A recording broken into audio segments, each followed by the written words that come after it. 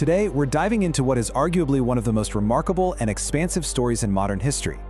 We're tracking China's rapid transformation from an impoverished nation, one that was struggling simply to survive, into an undisputed global economic superpower. Now, whether you view this incredible rise with admiration, a bit of caution, or even concern, there is absolutely no denying its massive significance on the world stage. To really wrap your head around the sheer scale of this change, you have to look at the stark contrast. We go from a mid-20th century nation utterly devastated by foreign invasions and civil wars, dealing with extreme poverty, to a 21st century titan. Fast forward to today, and we're looking at the world's second largest economy. They've got the largest manufacturing sector on Earth, cutting-edge tech companies, and cities just packed with gleaming skyscrapers and bullet trains. And the wildest part? This didn't take centuries. It literally happened in just a few decades. Here's our roadmap for this explainer. 1. From poverty to power. 2. The era of struggle. 3. The reform era begins. 4. The global factory. 5. The technology superpower. And 6. Challenges on the horizon. Let's jump right in. Section 1, From Poverty to Power, setting our historical baseline.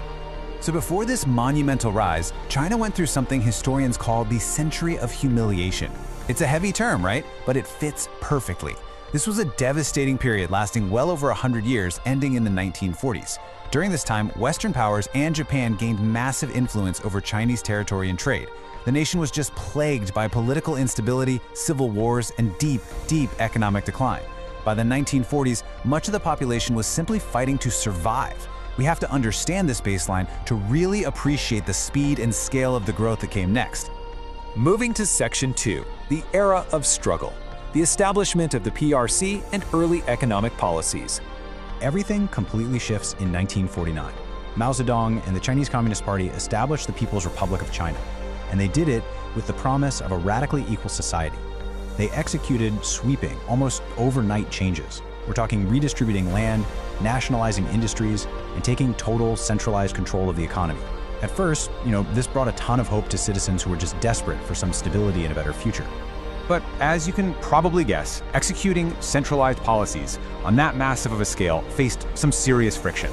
The Great Leap Forward, which was this super aggressive attempt to rapidly industrialize, actually ended up causing severe economic disruption. Tragically, it led to widespread famine where millions of people suffered. So while China was finally politically unified during this era, it was still very far from being the prosperous nation it wanted to be. Which brings us to Section 3, the Reform Era begins.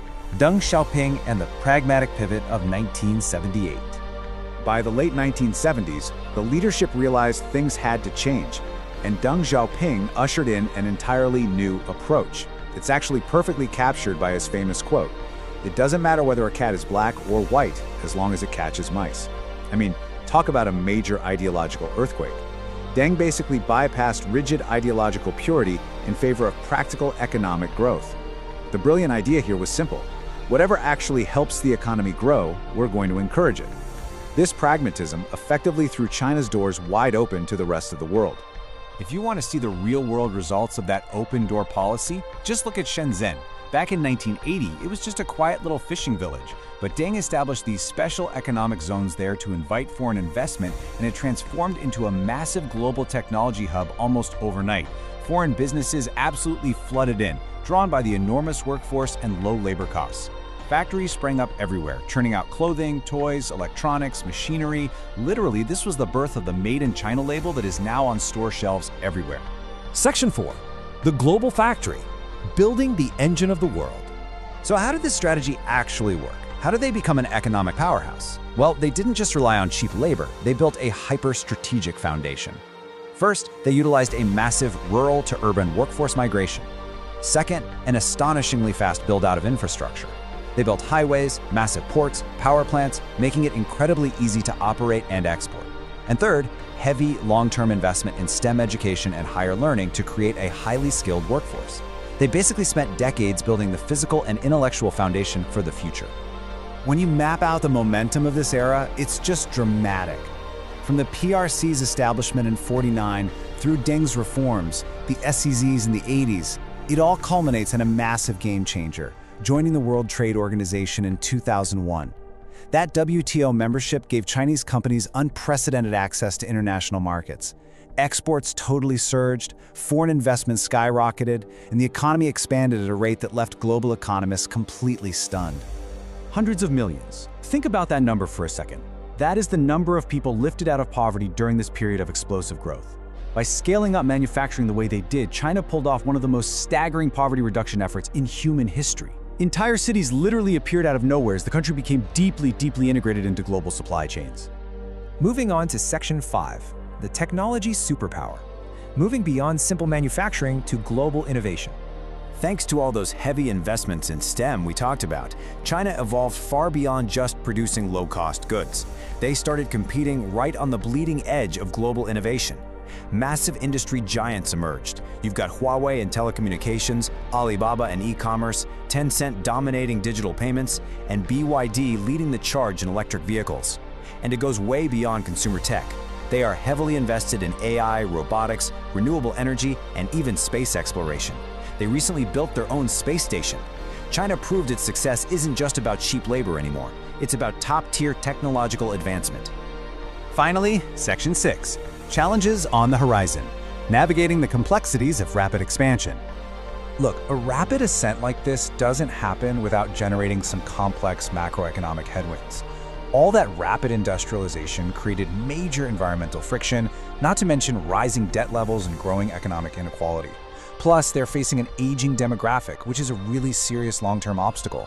And this is all happening right as technological and trade rivalries intensify globally, particularly with the US. So today, China has to very carefully navigate these domestic and international hurdles. But despite those immediate hurdles, the big takeaway here is absolutely undeniable. Targeted economic strategy, a long-term vision, and relentless investment in infrastructure and education can completely reshape a nation's destiny in just a single generation. Going from widespread poverty and isolation to immense prosperity and global influence, it truly stands as one of the most extraordinary transformations in modern history. I want to leave you with a final, provocative thought to chew on. We've seen how quickly they became the engine of the world, and now a leader in global innovation. As China tackles its current challenges and continues to evolve, how will its ongoing transformation reshape the balance of power in the 21st century? It's a massive question, and it's one that's going to define the global economy for decades to come. Thank you so much for joining me on this explainer, and remember to keep questioning the world around you.